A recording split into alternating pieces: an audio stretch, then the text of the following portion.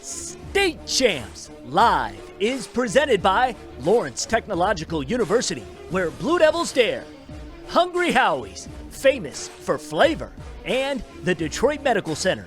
Do you have a sports injury or are just looking to take your game to the next level? Go where the pros go. Visit dmc.org/gamechangers. Well, hey everyone, welcome to a pre-recorded episode number 59 of State Champs Live. We are not live today, but this is still a brand new show, and we are always presented by Lawrence Technological University. Over 100 degree programs offered at a university consistently ranked one of the best in the Midwest, according to U.S. News and World Report. Find out more at ltu.edu. We are not live right now on Facebook, YouTube, and Twitter. So as much as you are free to comment as a community, we will not be asking or answering your questions on air today, but feel free. My name is Lauren Plant. We're focusing on the sport of basketball on today's show. The MHSAA Representative Council recently adopted some rule changes to the sport, and we're going to talk about them with the Basketball Coaches Association of Michigan Executive Director Dan Young. But first, here are the headlines for Wednesday, June 24th. MLB Union makes it official. The Major League Baseball Players Union formally agreed to report to spring training by July 1st, and a 60-game regular season will begin on July 23rd or 24th. Teams will primarily play divisional games accompanied by interleague games against their corresponding geographical division in the other league. For the Detroit Tigers, it means games against 4 American League Central opponents, the Cleveland Indians, Chicago White Sox, Minnesota Twins, and Kansas City Royals, and 5 National League Central opponents, the Chicago Cubs, Pittsburgh Pirates, St. Louis Cardinals, Milwaukee Brewers, and Cincinnati Reds. The vast majority of teams will conduct spring training in their home ballparks. The Tigers had considered using their facility in Lakeland, Florida, simply because of logistics. There is only one field at Comerica Park, while there are several diamonds available in Lakeland. Regardless, fans will not be allowed at either. Cassius Winston receives a big honor. Big Ten Network named the former Michigan State star and 2019 Big Ten Player of the Year Cassius Winston to its second-team All-Decade squad on Tuesday. Winston is joined by Purdue's Carson Edwards, Indiana's Victor Oladipo, Wisconsin's Ethan Happ, and Ohio State's Jared Sullinger. The first team will be revealed today. Grand Rapids Christian hurting. The Grand Rapids Christian High School community is mourning the loss of recent graduate John Holmes. School officials reported Monday that Holmes was killed in a single-car accident Saturday night. Holmes was a 6'3", 225-pound lineman and was a first-team Grand Rapids Press Dream Team selection after starring on Christian's defensive line last fall. Holmes recorded 37 tackles for the Eagles, helping them win their second consecutive OK Gold Conference championship. Holmes also played tight end for the Eagles, and he started at linebacker his junior season before transitioning to lineman. Holmes recorded 60 tackles in 2018 before announcing on his birthday that he would be continuing his education and football career at Brown University. All right, so if you were a fan of State Champs Hang Time, well, then you know today's guest. We've been running the BCAM Fast Break segment for years on the network. Dan Young is a longtime former high school boys basketball coach with programs such as Canton and Dearborn Heights Robichaud. He has been on the board of the Basketball Coaches Association of Michigan since 1999, and in 2018 took over as executive director. He's also a good friend. Dan, thank you for coming on the show. Always a pleasure. State Champs, you guys are top drawer, the best in the business, and it's always a pleasure to be here. Thanks for having me. Fantastic. The check is always in the mail, Dan. Thank you very much. All right. So for the past couple of years, I know there are, among other things, a few topics that BCAM has been hoping to see the MHSAA Representative Council focus on, and we're starting to see some change in those areas, seeding in the playoffs and adding a couple of games to the schedule, and there's also 5 quarters, which we'll address in a bit. But let's start with seeding. What is the news regarding playoff seeding in basketball? So a year ago, we put in a proposal to have seeding from the regional all the way the 4 districts that feed one regional. That did not go. but the MHSA came back and said, would you be comfortable with just having the top 2 seeds in opposite sides of the bracket? And we said, if that's to start the process, yes, we would like to do that. As the year went on, we had a lot of pushback from coaches, and I know the MHSA took a lot of emails and calls on why the top seeds would not get buys. And so they looked at that, took out what they called the confusion of it, and now the number 1 seed or the number 2 seed, depending on how many schools are in the district, will get the bye. So that's a positive. Okay, so that means district playoffs are happening. Let's say there's 6 teams, 7 teams in the district. Top 2 seeds will be on opposite sides of the bracket, and they won't have to play that first game and risk, perhaps losing. They would just continue on to the semifinal and then on to the final. It's one that the coaches wanted, and so we're excited that we're again in the second year. We are moving forward. And the MHSAA has been receptive to our coaches. And so we're excited that it's going to be, the top 2 seeds are going to get the buys. And so it's a positive move. That's right. So that's it. We're taking steps in the right direction. Let's move on to adding a couple of games to the schedule. The long-standing rule has been no team can play more than 20 games. Where does that stand right now? Mark Ewell did a survey with the surrounding states. Let's just say the Big Ten states. Other than one other state, we're the lowest. Most have 22, some have 24. One has 27. But our proposal was we have 24 dates, 20 regular season games, and 4 scrimmages. And we asked for 20, did not pass. But in the Rep Council, it was interesting coming out of that meeting, the idea came up about possibly playing 2 games in one day. So that was new. And so we're gonna have some dialogue on that now.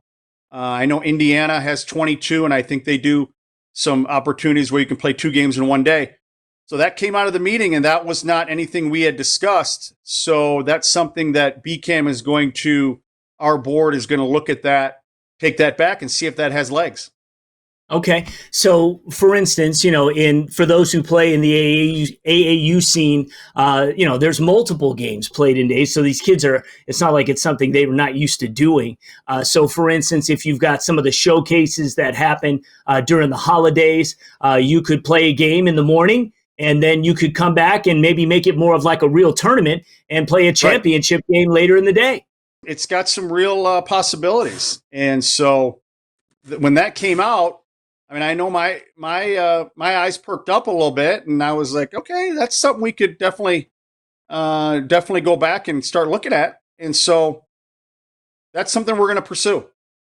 All right. But as of right now, our coaches for the most part want to play. It's a long season, and they want to play. They want to play some more games. Nothing crazy like 30, but we would like 22. And then have 2 scrimmages, and that's been our stance and proposal, and we would love to have that. Okay, fantastic. Now let's talk about the 5th quarter. This has to do with how many quarters an athlete can play in any given day. Please explain. Yeah, that was brought up at the basketball committee meeting in December. The conversation was from football and girls basketball, in that there are schools that are struggling to fill freshman and JV teams on a consistent basis in those 2 sports. And we liked it. I know other states do it, and we've heard that it could be a possibility, and it passed. So you're able to.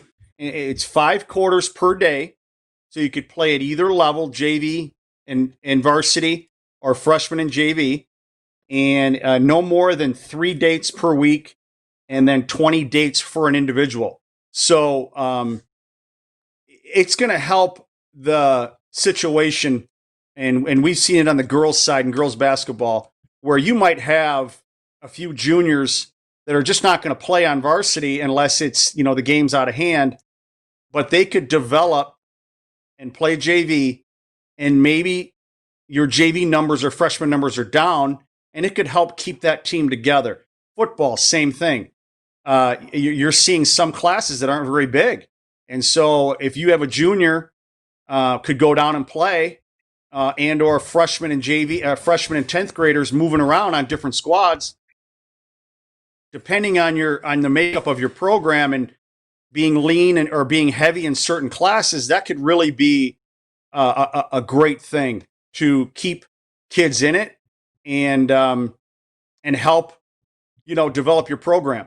So I think it's a really good thing. Yeah, I think it's great, and so if you've got a person, like you said, maybe a junior that is just not getting the time that they want on the court, and you can go down for the JV game that's usually sometimes the same night in a lot of respects. Sometimes they're in different away and home games. You'd have to drive to get to the other one, but it's feasible. But you could definitely play a game with the JV and then come up and be available for a quarter if you needed to play on the varsity squad. Coaches on the girls' side that have said that they have lost girls from their program because of the sheer numbers at the lower levels, and having 5 or 6 girls on one team trying to play a full game for 20 games when you could bring some kids up, whether varsity down, freshmen up, and really, really start getting a lot of, would really help the program keep it going, where those girls wouldn't quit. They'd stay, they develop, and I think it's a good thing. And in football, it's been a really big problem. Yeah, absolutely. And again, it's all about playing. And so, whether your pride is... Yeah, whether your pride's on the line, if you're, say a junior in high school and you're going to play with some JV football, hey, it's going to give you an opportunity to play where maybe you're just limited to special teams, maybe on the varsity, just because of how it's laid out. So, and it's going to make you better, and it's going to give you an opportunity. And I'm definitely all for, and that has passed. That is going to happen. That is implemented this year. That is passed, and that is being implemented this year. Yep. Well, along with the seeds and the 2 more games is something we're going to work on. It's not there yet. All right, so let me run something, and this is something we didn't really talk about before we went on, but I'd like to get just your honest, just fresh opinion on this. And, over the past decade, we have seen a considerable amount of high school top-tier talent leave the state because of various reasons.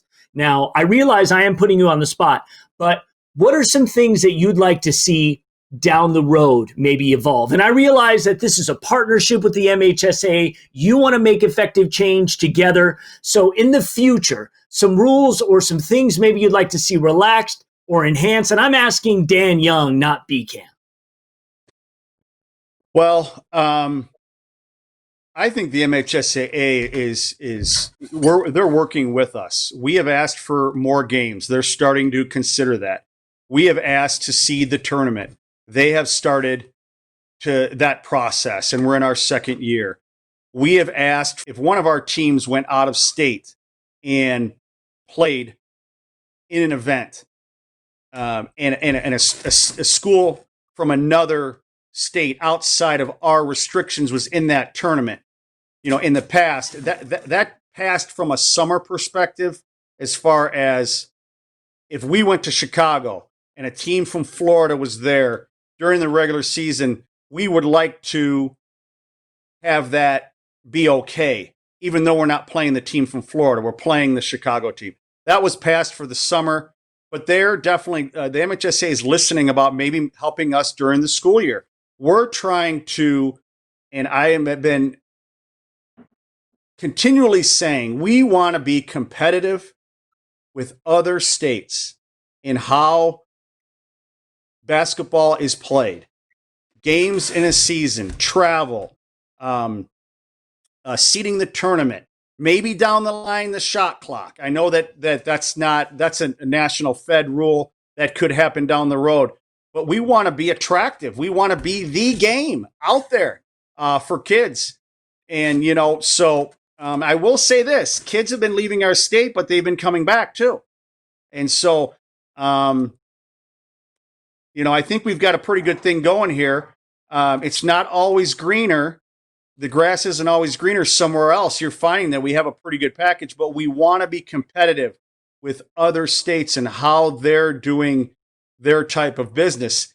And Mark Yule and Nate Hampton and the MHSAA have been listening to us and understanding that high school sports, we have to be the thing, the activity for kids, because there's other things that are coming down the road, off-season sports, out-of-season sports, we call it club sports, those types of things are. And then obviously kids are leaving the state sometimes into situations that, that are perceived as better, but really aren't. So I think games, seating, travel, all those things, if we're competitive with other states, I think kids will want to stay here. I agree with you wholeheartedly. And just so that if you're kind of wondering what he was talking about with reference to travel, so there's something called the 300-mile rule that basically has been instituted where we cannot go and play, we cannot travel beyond 300 miles to play in a tournament. Let's say if you're basketball. And the way that it used to work, or the way that it works now, but is again, like you said, we're trying to see if that can be relaxed at some point, is that even if you were not playing a team, let's say you were in a tournament and there was a team from Florida that was there, even if you're not playing that team, if they were there, that automatically makes you ineligible for the state tournament in boys basketball, just because of, it's kind of an antiquated rule, Right. And we would like that. Yeah, exactly. I agree. And the cool thing is they have extended the borders now a little bit to where it's gone as far as, I believe, Peoria, Illinois now, where teams can go and play in some tournaments. So I think the borders were expanded a little bit beyond the 300 miles just in the last few years. So we are starting to see some movement as far as that goes. Let me ask you. We just want to be competitive with surrounding states. We don't want our kids leaving. We're working together to make us as attractive as anyone.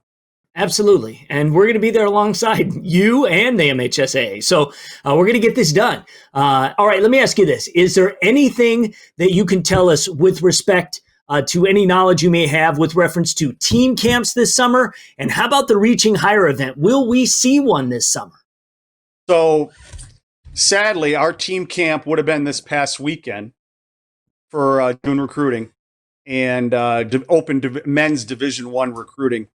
For those of you who don't know, it got moved to June last year because on the guys' side, there's a lot of, the FBI's gotten involved. And so long story short, not on the girls' side, but on the guys' side, they're trying to get it back into the high school coaches, the Division I recruiting back into the high school coaches' hands, which it should be. So that would have been this past weekend. It was canceled. And Reaching Higher for girls and guys would have been this Sunday, the 28th. That has been canceled. There is some talk that there could be some open dates in the fall that would not be team related, that might be individual showcase, open gyms, those types of things. There's been some talk. There's been some proposals at the college level that could happen, but it's just so with the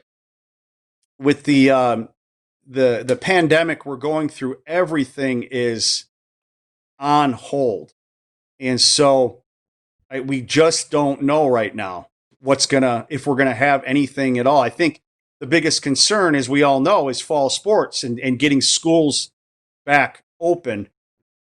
So stay tuned. We just don't know yet. And, if we had our druthers, we would just fire up the live stream. We'd get an invitational going. We'd put it out on the old blacktop, maybe some metal rims, and right. We'd have our own little showcase there virtually, and everybody can watch it. Go at it.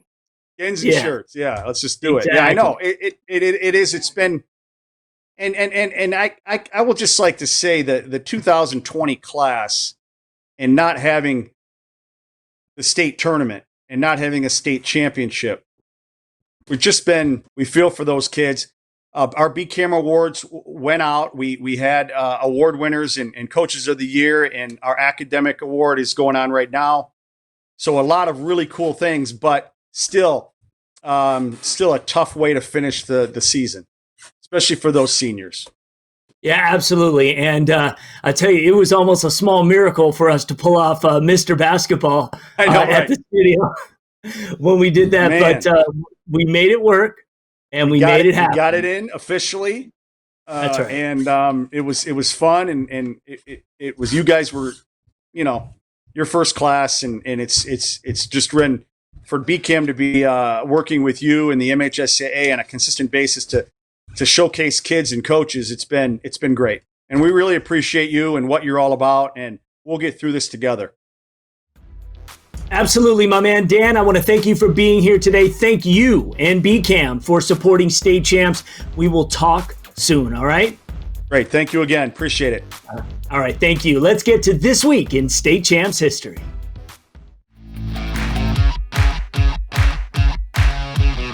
We've got girls soccer today from 2015. The Division III Girls Soccer State Championship was a repeat between the same two teams that competed for the crown the year before, Hudsonville Unity Christian and Detroit Country Day.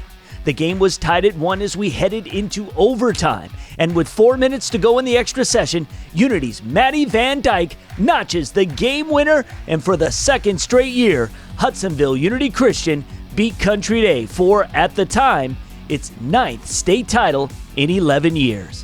This week in State Champs history is presented by Lawrence Tech Athletics. Recruit yourself at ltuathletics.com. All right, now let's take a look at today's clip of the day.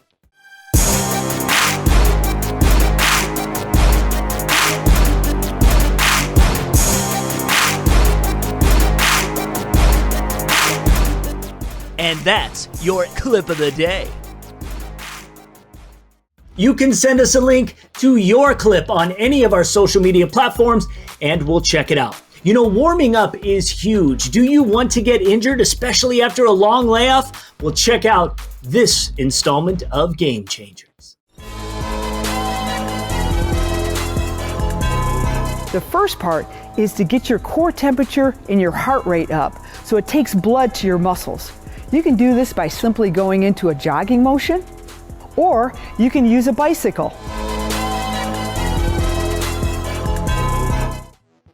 Guys, there's a lot more to that segment about really properly warming up. Check out the full 2-minute version of Warm Up and every Game Changer segment, all 15 of them on our website, statechampsnetwork.com, and our free streaming app. We also have a complete playlist on our State Champs YouTube page as well. Tomorrow, when we are back live, Amy Watson is a certified athletic trainer with the DMC Rehabilitation Institute of Michigan. She'll be talking about strength and conditioning after a long period away from your sport. Many athletes, when they return to their schools and teams, will be further removed from peak muscular or cardiovascular shape that they might be after a typical break or off-season. Been kind of sitting around for quite a while. So muscles and ligaments will need adequate time to recalibrate to their sport's demands. We have exactly what you need to do so you can ramp up and reduce your chance of injury. That's tomorrow at 2 p.m. right here on Live. Have a great day.